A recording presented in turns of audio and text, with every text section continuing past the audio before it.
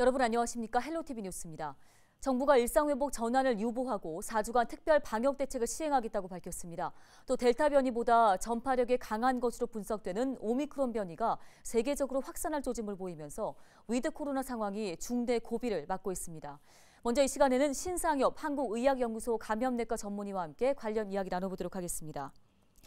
자, 교수님 먼저 코로나19 단계적 일상회복 전환이 시작된 지 4주를 채우고 있습니다. 먼저 현재까지 상황을 어떻게 분석하고 계십니까? 일단 지금 이제 유행이 진행하면서 이제 단계적 일상 회복 1단계 4주가 이제 맞춰진 상황이거든요. 그래서 1단계가 4주간 이제 진행하고 이제 2주간 평가를 하는 그 4주간이 이제 맞춰지게 됐는데, 지금 현재 이제 유행이 크게 두 가지 부분에서 이제 평가를 해야 될 것 같아요. 일단은 지금 단계적 일상 회복이 확진자 수 규모가 늘고 있는데, 지지난주에 3,000명대 전후 확진 환자가 지난주에는 4,000명대로 이제 증가를 했거든요. 그럼 이게 무슨 말이냐면, 한 명이 다른 사람에게 전파되는 걸 세대기라고 하는데, 한 5일에서 7일 걸리거든요. 그러니까 이제 한 사람이 다른 사람에게 전파될 때마다 한 1.2배, 1.3배 정도의 확진자가 늘고 있는 그런 재생산 지수 1.2에서 1.3 상황이기 때문에, 이번 주에는 확진자 수 5,000명대도 나올 수 있는 그런 부분들을 규모를 대비하고 생각하고 좀 대비를 해야 될 것 같고요.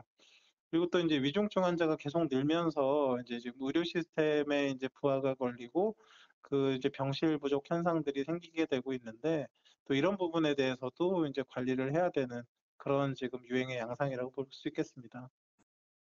예, 특히 최근에 델타 변이를 능가하는 오미크론 변이가 창궐하기 시작하면서 방역 당국에도 비상이 걸렸습니다. 자, 이 오미크론 변이 얼마나 위험한지가 궁금하고요. 현재 우리나라에 유입됐을 가능성도 있다고 보시는지요? 사실 지금 WHO가 이제 변이가 생기게 되면 이제 중요한 변이에 대해서 그리스 알파벳을 갖추고 이제 이름을 붙여 놓습니다. 그런데 이제 오미크론은 이제 15번째 그리스 알파벳이고요. 그리고 이제 그 분류를 이제 위험도와 파급력에 따라서 모니터링하는 그런 변이가 있고, 관심 변이, 우려 변이, 이렇게 세 가지로 구분을 하는데, 이 오미크론 변이는 이제 우려 변이, 지금 델타 변이와 똑같은 그런 같은 급의 이제 우려가 된다라는 그런 부분으로 이제 구분을 해놨습니다. 근데 이제 이게 지금 오미크론 변이가 이제 남아공을 비롯한 이런 남쪽 아프리카 중심으로 좀 유행을 하고 있는데, 지금 변이의 양상이 이제 좀 되게 여러 부분의 변이가 있어서, 기존에 있던 델타나 이전 변이보다 좀 감염력이 증가하거나 아니면 백신을 회피하는 능력이 있을 가능성이 있고, 실제로 지금 남아공에서는 이 오미크론 변이가 유행을 하는 그런 상황에서 확진자 수가 급증하고 있는 상황이거든요. 그래서 아직은 정확하게 연구를 통해 규명이 되지는 않았지만, 그런 우려가 있기 때문에 일단 WHO에서 우려 변이로 구분을 한 거고, 앞으로 한 달여에 걸쳐서 이런저런 연구를 하게 되면 정말로 얼마나 전파력이 큰지, 백신을 얼마나 잘 회피해서 위험한지, 이런 부분들이 나오게 될 것 같습니다. 국내 유입은 아직까지는 확인된 바는 없는데, 지금 이게 우리나라에서 오미크론 변이를 검사할 수 있는 그런 방법 자체가 아직 세팅이 충분히 되지를 않았기 때문에, 일단은 위험 지역에서 이렇게 입국하는 사람들에 대해서 잘 이렇게 좀 입국 제한 조치 등을 통해서 이제 제한을 하면서 검사 세팅을 하고, 이제 혹시나 들어오지 않았는지 이제 좀 스크리닝하는 검사들을 좀 충분히 해야 되는 상황으로 보입니다. 예, 상황을 좀 지켜볼 필요가 있어 보이는데 정부가 일단 일상회복 전환을 유보하고 4주간 특별 방역 대책을 시행하겠다고 밝혔습니다. 자, 이번 방안은 어떻게 평가하고 계시는지요? 지금 이제 새로 발표된 방역 대책은 이제 기본적으로는 기존의 사회적 거리 두기로 환원이 되거나 이런 것보다는 추가 백신 접종에 좀 이렇게 좀 박차를 가하고, 또 좀 방역 패스 이런 부분들에서 좀 보완을 하고, 그리고 또 재택 치료 관련된 부분들을 이렇게 다루는 그런 방향으로 이제 제시가 됐는데요. 근데 이제 지금 아직은 1차 일단 단계적 단계적 일상 회복의 1단계 상황이기 때문에 2주간 좀 더 평가를 하면서 또 세부적인 조정이 필요할 수 있으리라 생각을 하고 있습니다. 네, 알겠습니다. 교수님 말씀 여기까지 듣겠습니다. 지금까지 한국의학연구소 감염내과 전문의 신상엽 교수였습니다.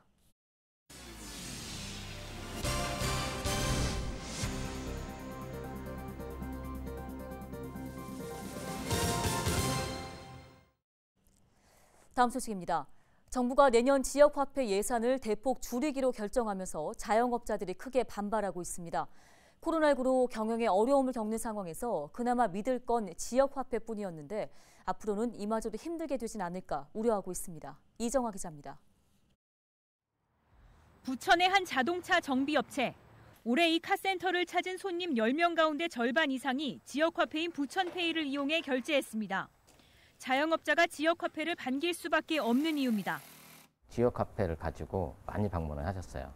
한 60% 정도가 재난지원금 대납으로 보시고 매출 증대가 한 20% 정도 올라갔죠. 최대 10% 할인 장점과 정부 지자체에서 지급하는 각종 지원금으로 인해 활용도는 더 높아졌습니다. 이미 골목상권이나 전통시장에서는 신용카드나 현금을 대신하고 있습니다. 상승세를 탄 부천페이는 이달 들어 발행액 2,200억 원을 넘어섰습니다. 작년 대비했을 때 비교를 했을 때 한 1.2배 정도가 그 발행이 된 거라서 우리 부천시 자체 내에서 현금이 자금 회전이 이루어졌다는 거에서 경제적 효과가 있다라고 이제 볼 수가 있는 거죠. 하지만 당장 내년부터는 쉽지 않을 전망입니다. 내년 정부 지역화폐 발행 지원 예산이 올해보다 77% 줄어들었기 때문입니다. 이렇게 되면 지자체마다 예산 부담도 늘어나게 됩니다. 지역 상권은 당장 걱정이 큽니다. 지역화폐만의 장점이 사라지면 자연스럽게 사용도 줄어 경기 회복에 영향을 끼칠 수밖에 없다는 겁니다.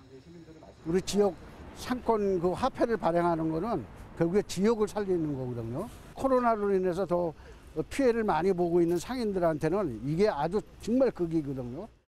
당장 이번 주 안에 지역화폐를 비롯한 주요 예산안에 대한 국회 증액심사가 예정된 가운데 예산 규모에 따라 내년 지역화폐 발행 한도는 사실상 줄어들 가능성이 있습니다. 헬로티비 뉴스 이정하입니다. 부평 미군기지는 현재 시민공원 조성을 위해 오염 정화가 한창입니다. 과거 이 부평 미군기지에서 다이옥신이 검출돼 시민들이 우려를 표했던 적이 있었는데요. 저희도 이 사실을 보도해드린 바 있습니다. 인천시가 다이옥신 오염 토양을 정화 완료했다고 발표했습니다. 정화 작업을 시작한 지 2년 6개월 만입니다. 이재필 기자입니다. 부평 미군기지 A지역. 과거 미군 군수품 재활용 사무소인 DRMO가 있던 곳으로 지난 2017년 1급 발암물질인 다이옥신이 검출됐습니다. 특히 일부 지점에서는 독일과 일본의 다이옥신 토양 오염 기준의 10배를 넘어서는 1,347피코그램이 검출돼 시민들의 우려를 사기도 했습니다. 오염 정화에 나선 지 2년 6개월, 캠프마켓 환경정화 민관협의회가 부평 미군기지 내 다이옥신을 완벽히 정화했다고 발표했습니다. 정화된 오염 토양은 약 11,000루베로 열탈착 방식이 적용됐습니다. 목표치인 100피코그램보다 훨씬 낮은 2.18피코그램을 달성한 것으로 확인하였습니다. 이는 국내에서 대규모의 고농도 다이옥신 오염토를 완전히 정화한 첫 사례입니다. 이번 정화 작업 결과에 대해 지역 주민들도 환영의 뜻을 내비쳤습니다. 특히 정화 작업 전 과정과 주변 지역의 대기질 측정 결과가 주민들에게 공개돼 신뢰도를 높였습니다. 전문 지식은 없어도 또 그 안에 교수님들 또 그 의견 여러 가지를 다 청취해가지고 이번 그 민간 협의회는 참 잘 따져가지고 그 열심히 노력해서 좋은 결과가 왔다고 봅니다. 다이옥신은 정화됐지만 유류와 중금속 등 부평 미군기지의 오염 정화 작업은 여전히 진행 중입니다. 캠프마켓 환경정화 민관협의회는 오는 2022년 9월까지 남은 오염 정화를 마무리한다는 방침입니다. 다이옥신 정화가 다 끝났다고 해서 끝나는 게 아닙니다. 그래서 민간협의회 자체도 앞으로 캠프마켓 A 구역이 잘 마무리될 수 있도록 그 기술적인 검토나 의견이 있으시면 그 의견을 잘 반영해가지고 내년 9월까지 잘 마무리하도록 하겠습니다. 헬로티비 뉴스 이재필입니다.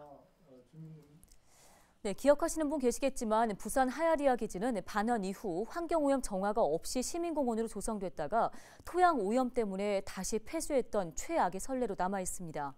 부평 미군 기지는 시민사회와 지역행정의 성숙한 대처로 토양오염을 정화하고 역사 문화공원 조성을 준비하고 있는데요. 속도는 좀 더디지만 우리가 올바른 길을 가고 있다는 생각이 듭니다. 자, 다음 소식 전해드리겠습니다. 주민자치회가 지역에 필요한 사업을 주민들이 직접 제안해서 추진하는 등 주민자치를 실현하는 기구를 말합니다. 계양구에서는 2년 전부터 전체 동에서 운영이 되고 있는데요. 그런데 계양구의회가 예산 효율성 등을 이유로 주민자치회 위원 정수를 축소하려고 하자 지역 시민단체가 반발하고 나섰습니다. 정수가 줄어들게 되면 주민들의 참여 기회도 적어진다는 얘기입니다. 김진재 기자가 취재했습니다. 계양구의회가 입법 예고한 조례 개정안입니다. 주민자치회 위원 정수를 기존 30명 이상 50명 이하에서 30명 이상 40명 이하로 상한 기준을 바꾸는 내용입니다. 계양구의회는 지난 26일 상임위원회 심사에서 해당 개정안을 통과시켰습니다. 이 같은 사실에 계양지역 시민단체는 계양구의회가 일방적으로 주민자치회의 자치권을 훼손하려 한다며 즉각 반발하고 나섰습니다. 주민자치회 위원 정수가 줄어들게 되면 그만큼 주민들의 참여 기회도 축소된다는 겁니다. 행정안전부는 지난해 4월 주민자치회 시범 실시의 표준 조례를 개정해 주민자치회 정수 상한선을 생략했습니다. 시민단체는 정부가 주민자치권을 확대하고 있는 상황에서 계양구의회가 이런 정부의 기조에도 역행하고 있다고 지적했습니다.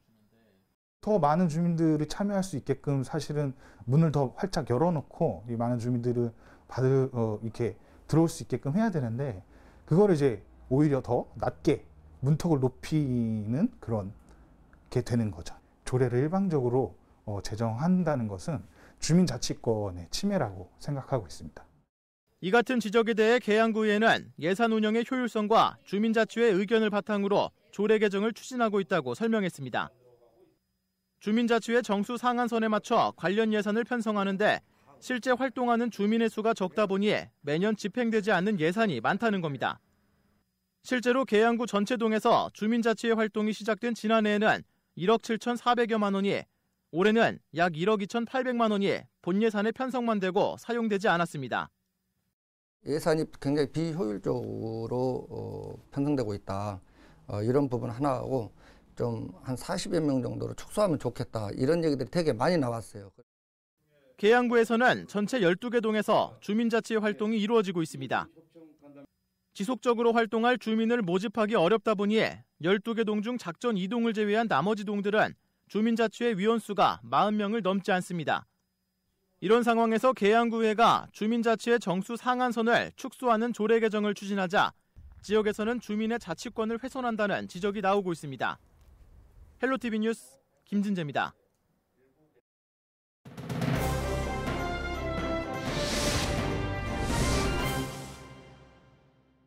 네, 키워드로 살펴보는 뉴스, 오늘 처음 만나볼 키워드는 바로 첫 우승컵입니다.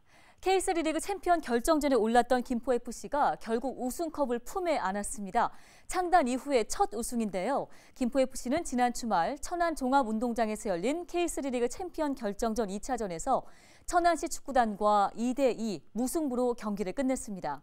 앞서 지난 24일 천안과 1차전에서 1대0으로 승리했던 김포FC는 합계 3대2로 리그 최종 우승팀이 됐습니다.